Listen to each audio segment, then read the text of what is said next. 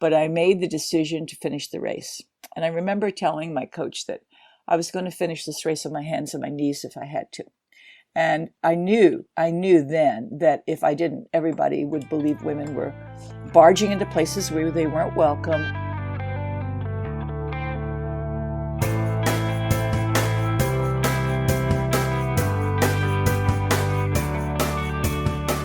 Welcome to Zestful Aging, where I talk with fascinating, talented, and influential guests who reflect on the adventures and challenges of aging and who are living their lives with vibrance and purpose. I'm your host, Nicole Christina, psychotherapist, writer, and Zestful Ager. And if you like this podcast, you'll love my companion course, Zestful Aging, Simple and Sustainable Habits for Health and Longevity.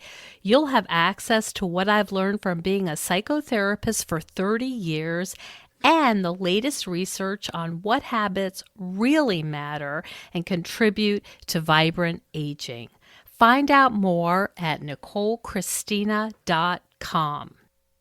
Last week, we spoke with Jillian Walnes Perry, the author of The Legacy of Anne Frank, which is just a timely and moving book. And we talked about confronting discrimination and sharing the message of tolerance and kindness throughout the world. And next week, we're going to speak with Jolene Hill. Her motto is "Life is short, so let's talk." And she's developed these really innovative conversation cards. They're actually beautiful, and they're used all over the world in different clinics to help people with dementia and other cognitive decline start conversations. Well, I have my Jack Russell Terrier Sparky beside me, my coffee in my hand, so let's begin. In 1967, Kathrine Switzer was the first woman to officially run what was then the all-male Boston Marathon, infuriating one of her events directors who attempted to violently eject her. In one of the most iconic sports moments, Switzer escaped and finished the race. Now a spokesperson for Adidas, Switzer is also the founder of 261 Fearless, a foundation dedicated to creating opportunities for women on all fronts, as this groundbreaking sports hero has done throughout her life. Welcome to the show, Kathrine. Thank you so much. I'm so glad to be here. I am too. We've been kind of crisscrossing the country together, but not seeing each other. I know you were out at the National Senior Games in Albuquerque, as I was last week, and you have been a student at Syracuse University, and I think that you've also received an honorary doctorate, if I'm not mistaken. Yeah, Nicole, I mean, that's really terrific. First of all, at the National Senior Games, it was just a wonderful experience. And we can talk about that in a moment, because I know that aging is a dilemma for most people. And that was a really validating experience about aging. And also, we are from the same area. My origins in running began in Syracuse, New York, because I was a student there. And yes, you're right. In 2018, I was the commencement speaker at my alma mater, Syracuse University, and was awarded an honorary doctorate. And I got to tell you, that was a really great aging experience, because I could never have imagined in a million years, 50 years before, that I would be the commencement speaker at Syracuse University. When I sat there in the audience waiting for my diploma, you know, the last thing that ever would occur to me is that I would be walking across that stage speaking to 17,000 graduating students. and it's not because you are a fantastic athlete. There are many fantastic athletes.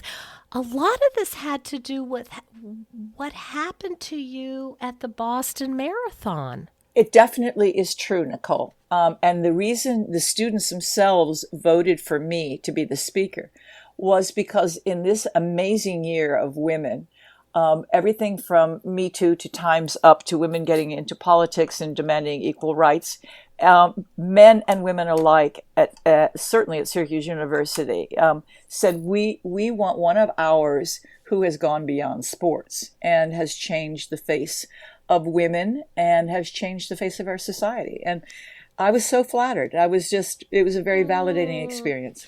And so would we have known, if we would have known Kathrine Switzer as a, let's say, middle school student, high school student, that you were going to be a woman who broke boundaries for women all across the globe? Would we have guessed that? No, we wouldn't have guessed that. And Kathrine herself would never have guessed it about herself. But I'll tell you one thing that is true about me, is that ever since I was very, very young, I was taught and then had sort of an innate sense of responsibility.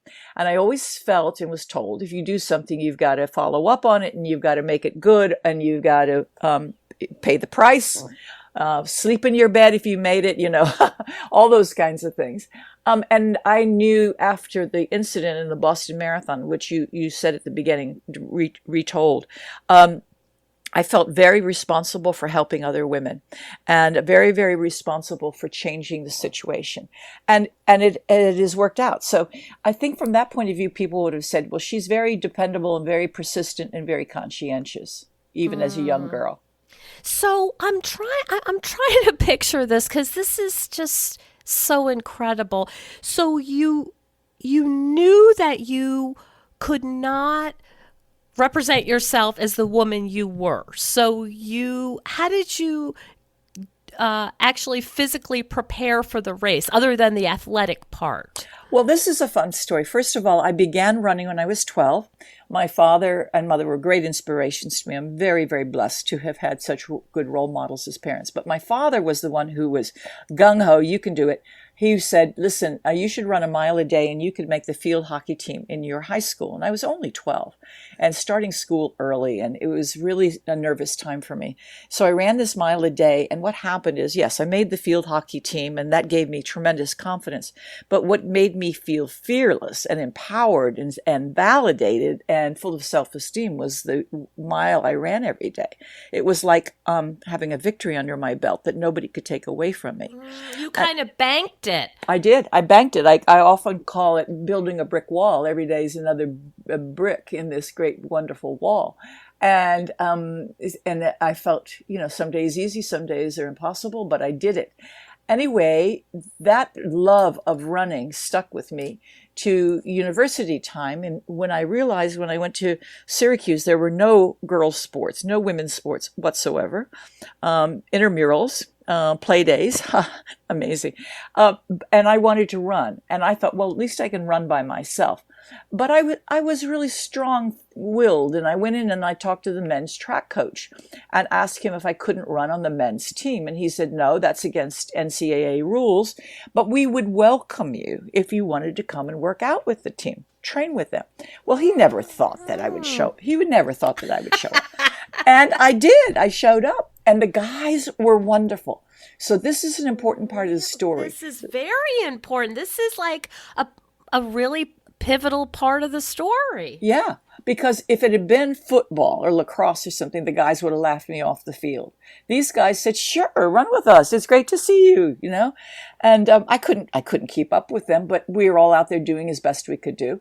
And they were very motivational. One guy in particular was a volunteer coach, and he was really old. He was 50.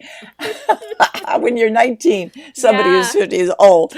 And he felt sorry for me and ran with me every day, jogged with me, and kept telling me stories about the Boston Marathon. And as it turns out, he at 50 had kind of given it away, but still jogged and told me of the good old days when he had run 15 Boston marathons. Well, he just regaled me with these amazing stories so that I was fired up and said, well, I want to run the Boston Marathon too. And we had realized by this time that I wasn't as fast as the guys, but I could go as long as anybody. And so he said, well, no, a woman actually can't run the Boston Marathon. He didn't believe it, that a woman could do that kind of distance, and said to me after we argued that if I showed him in practice that I could run the distance, he'd be the first person to take me. So I was now given a challenge by somebody I was training with. And the day we ran our 26.2 miles in practice, I didn't believe we had gone long enough. And I said, come on, let's go for another 5 miles. And he said, you can run another 5 miles? And I said, sure. So we wound up running 31 miles that day. And he fainted at the end of the workout. And that was our eureka moment. That's when both of us knew that women had something very special when it came to endurance and stamina. And I was full of confidence and he was full of wonder. And I used to joke with him. I said, every day we're out running, you're like the old sailors who think you're going to fall off the earth and go into the monsters off the edge of the earth. And I feel like Magellan. There's a difference here. Anyway, he helped me register for the Boston Marathon. What a story. It is a story, wonderful story. There was nothing in the rule book that forbid women to run. Nothing said it was a men's only race. Nothing on the entry form about gender. Because they assumed no woman would want to go. Well, not only would they not want to go, but it just would never occur to them that a woman could possibly do such a thing. And women themselves believed they couldn't do things. We were told all kinds of myths, that your uterus was going to fall out if you did anything arduous, that you were going to turn into a man and grow hair on your chest and become all bulky and muscular. So most women, of course, would never even participate in sports and fitness. They'd be too afraid of it. And I felt great. And I looked good, too. I was really lean and attractive. And I felt that the sports made me better. And so no amount of convincing could get other women to do it. But the guys were wonderful. So what the hell did I care? Anyway, we signed up. But now here's the trick of the story, which was not intentional to defraud anybody. But I signed my name with my initials, K.V. Switzer. And that's because my dad misspelled my name on my birth certificate. He was a very motivating guy, but a lousy speller. And so it was constantly misspelled. So at a very early age, wanting to be a great writer, like J.D. Salinger or T.S. Eliot, I began signing my name K.V. Switzer.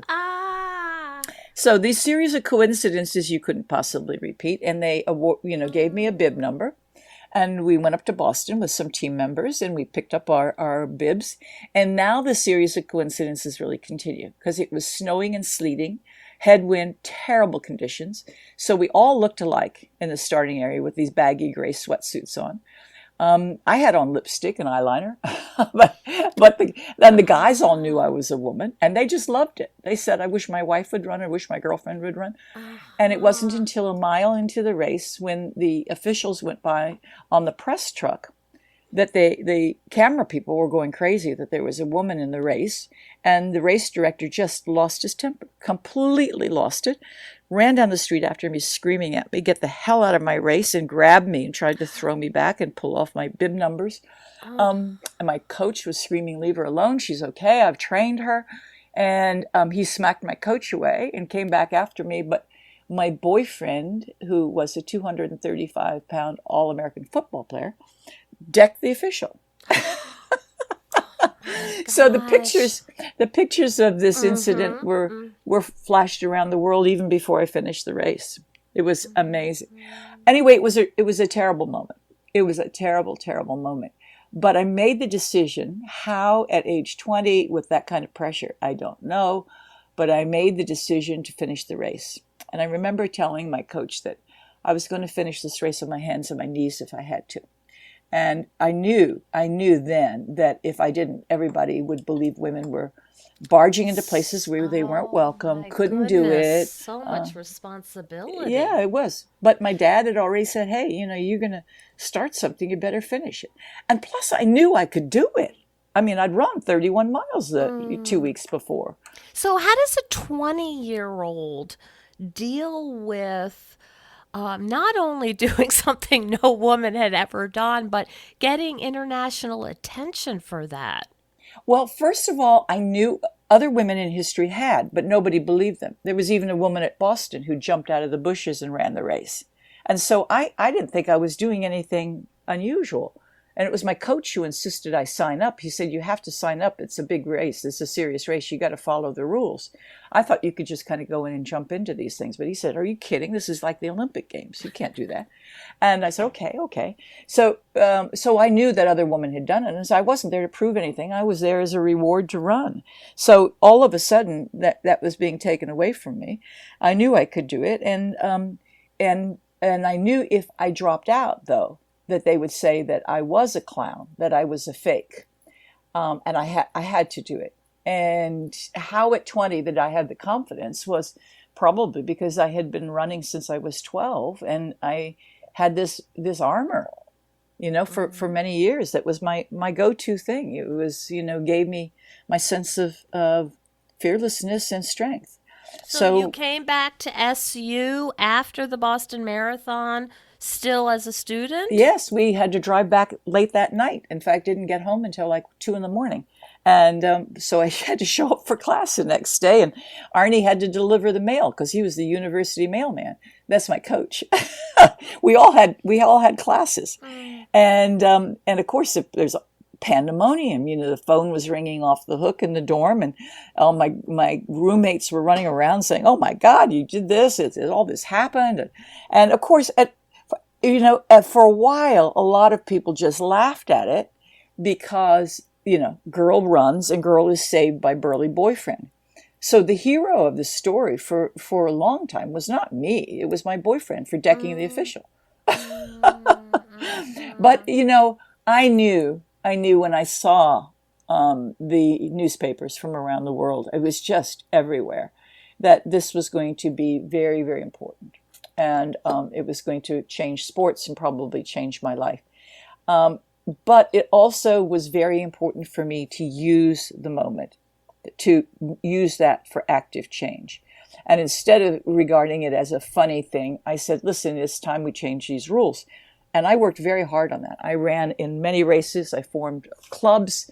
And then eventually it became my career, because I not only became a good runner, I became a very good runner, actually. I won the New York City Marathon and posted a world-class time. But I then organized a global series, went and got big-time sponsorship from Avon Cosmetics, organized a global series of women's races that eventually had 400 races in 27 countries. And I lobbied the International Olympic Committee to get the women's marathon in the Olympic Games, and was successful by 1984. Now that sounds like a long time, but in terms of the International Olympic Committee, which moves at a glacial pace, this was warp speed. And it was huge. I mean, this was now a social revolution. It wasn't just about women running. It was about women doing things and being allowed to do things that previously were not only denied to them, but were shrouded in suspicion and myth. And women had to overcome that, and we did. And now the happy part of the story, and there are many happy parts of the story now, is that 58% of all participating runners in the United States are women. And I find that phenomenal. That's happened in my lifetime. And I say, listen, they're not running to be Olympic athletes. They're running because they are empowered. That 20 minutes a day or whatever they have gives them a sense of self-esteem and courageousness that they've never had before. And maybe they haven't had it for thousands and thousands of years. So it's a really important thing for women. And it's beyond running, but it is just symptomatic of the opportunities that we can give to people and create for people and allow them to emerge and even bloom. Hey, Zestful Agers. Last year, I attended the International Federation on Aging's Global Conference in Toronto, and they've announced the 15th Global Conference on Aging for Niagara Falls, Ontario, from November 1st through 3rd, 2020. Zestful Aging Podcast is a proud partner for this conference, and I encourage you to all consider attending. The conference features prominent experts presenting and discussing critical issues within the field of aging. So head on over to ifa2020.org to learn more, and I hope to see you in Niagara Falls in November. And that's what 2621 Fearless is? Is that the international movement? Yes, well, that's the next great, wonderful step. And it's a little scary for me. It's interesting that it's called Fearless because sometimes it makes me afraid because it's the first thing I've ever done that probably isn't going to reach fruition until after I'm dead. Because this is a movement and a foundation, a nonprofit, named after my old bib number, 261, that the official tried to tear off of me in the race. That number suddenly, about 6 years ago, started becoming this magic number. People were writing to me and saying that number makes me feel fearless, and I'm wearing it on my back tomorrow in a race, or I'm inking it on my wrist, or when they started tattooing themselves. God, I know. I'm getting chills. I got chills on that. I got creeps when I started seeing the tattoos, because what did it mean? What did it mean? What did it mean? And what is the synchronicity here? What's the universe telling me? And I'm not a crystals, magnets, and hoodoo voodoo person, so this was tough for me to figure out until I suddenly realized, you know what? Everybody listening right now, and everybody in the whole world, has been told at one time or the other they're not good enough, or they don't belong, or they're the wrong race, or wrong color, or the wrong religion, or they don't make enough money, or they're not cool, or you're too fat, or you're too slow, you don't belong. And you go and you run and you feel fearless, and damn, you know you can do anything.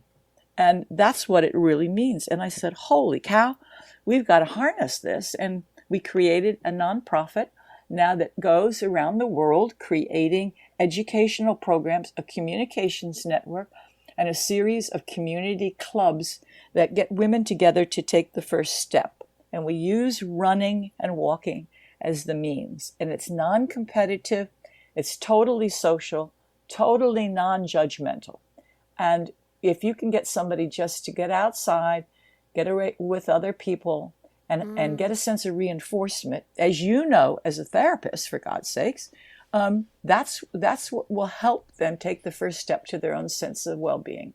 Wow. That's what 261 Fearless is all about. We'd love to have you all join us. You find out more at 261fearless.org. O-R-G. .org. I will put that in the notes. Yeah, please do. And form a community club. Join us as a friend. Follow us. We're already in 11 countries, and we're only 2 years old. So I'm excited about it because just as surely as we've changed women's lives through running from this story, I think the next step is going to be 261 Fearless. We're going to hopefully get to a lot of those ladies behind burqas, or in North Africa, those women in Kenya who are carrying water on their head, or maybe your next door neighbor. Because your next door neighbor might be just as fearless as those other women. This is really an example of turning the adversity of what happened at the Boston Marathon into this amazing, positive movement. Well, Nicole, everybody has an opportunity to pick up a piece of social injustice and make it right. You can't change the whole world, but maybe you can do something in your own backyard. And most people walk away from it, and it's hard. It's hard to take responsibility and pick it up. We're all busy. We're all busy taking selfies. And it's true. It's true. Think about it, everybody. You're busy taking selfies when maybe there's a kid that's getting kind of, harassed and is been told he's not good enough. When all you have to do is say, "Attaboy" or "Attagirl, I know you can do it," and just give them that little bit of self-esteem. That's all it takes. Mm-hmm. Is there any time where you kind of unplug from this responsibility you feel of changing the world and just sit and do a crossword puzzle or I wish, and I've got to start doing something like that. I actually find that on the run. Running is just the hub of my life from that point of view. It busts my stress. It gives me a sense of perspective. It calms me. It gives me, as I say, myself again. And right now I've got a tweaky calf muscle, which is preventing me from getting out and running. And I know when I have my scary dreams and my all these things, it's just that I just need to go for a good run. And I think everybody has their own method. I love to read, and I do take 15, 20 minutes a day just to read, which is, I'm instantly lost in space. But running is the thing for me. Movement and nature is very, very life-saving for everyone. Mm-hmm. Do you want to talk a little bit about now at the age of 72? You want to talk about aging and some of your perspective? Sure. It's an important thing to bring up, particularly with older women. I find a lot of older women are very, very afraid of getting old. And yet, the alternative is terrible. So let's try to make the best of this. And really, one of my sponsors is Humana, and they partner with me in a program of active aging, because they know, and I know, and hopefully many, many more people know, the more active you are, the stronger and healthier and happier and more optimistic you're going to be. Movement does that. Now, I am very grateful for my good health, honestly. I ran the Boston Marathon again in 2017 on the 50th anniversary of my first run. And it was the happiest day of my life, because I was surrounded by women wearing bibs, 13,500 of them, when I was the only one 50 years before. And the positivity along the course was fantastic. I also had a good race. It was really, really great. And I thought, what we have to do is show people that they really can defy expectations about aging. And people tell you when you get older that you should slow down and take it easy and sit on the sofa, when in fact that's the worst thing you can do, because we need to keep active and socialized, and we need to keep moving. Use it or lose it. Keep those parts well oiled. That's right. And so that is important for me to get that message out, and it's one I believe so strongly in. And at any time I trip or fall down or tweak a calf muscle like I just did, I say, oh, man, it's because I'm getting older. And I'm saying, don't be an ageist. That can happen to you, and it's happened to you plenty when you were 25. But really, I do encourage people to get moving and to keep happy. Do you have any other advice for postmenopausal women for what they can do to keep healthy and well? Sure. Put on your sneakers and go out the door. It's just that simple. Honestly, it really, really is. And get together with, if possible, with a group of other women, and also give back. A lot of the times I find that it's just as rewarding for me to help somebody else get started than it is for me to particularly participate. We talked earlier about the senior games, the National Senior Games. That is really a lot of fun. You have to be 50. But the oldest competitor, remember Julia Hawkins, 103? Gosh, she was sharp as a tack too. And pick something you like doing. It doesn't have to be running. It can be walking or badminton or pickleball or swimming, bicycling. There are 20 different sports in the National Senior Games. Maybe you don't like sports. Okay, so get busy and play bridge. But honestly, you really do need to do something every day to keep your body in motion. That's very, very important. And I stress getting outside, because really air and sun and trees and grass, all of those things, the earth gives you back so much if you just give it a few minutes. And I understand that you are not someone who restricts particular foods or goes on diets. Absolutely okay. not. Absolutely. Oh my gosh. I mean, I make a joke about myself. I say I'm on a seafood diet. If I see food, I eat it.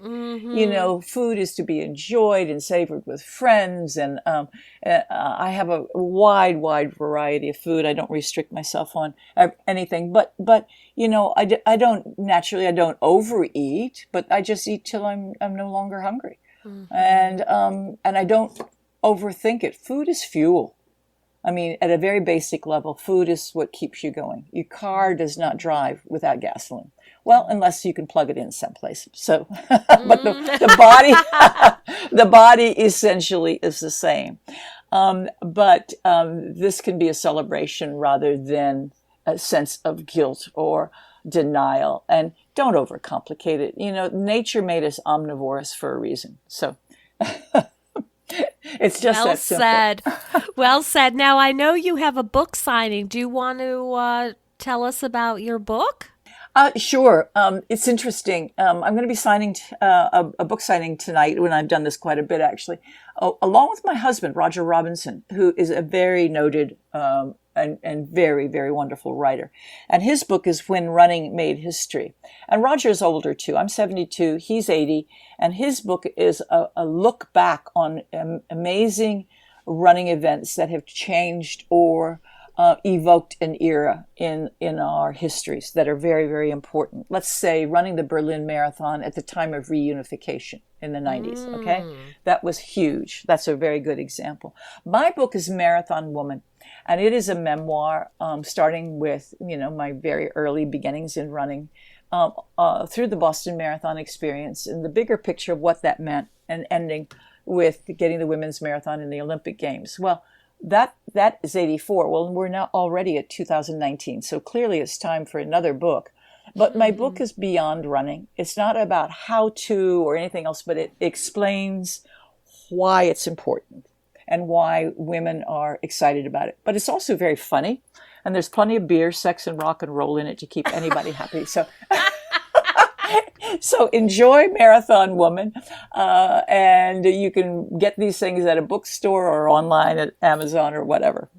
And where can people find you online? You mentioned 261fearless.org. Are there any other places they might find you? My own website is marathonwoman.com, and that's really easy to remember. And you'll find out where I am and what's doing, and there's very interesting tips and all kinds of things going on that website. Great fun. And do you plan to be in Fort Lauderdale?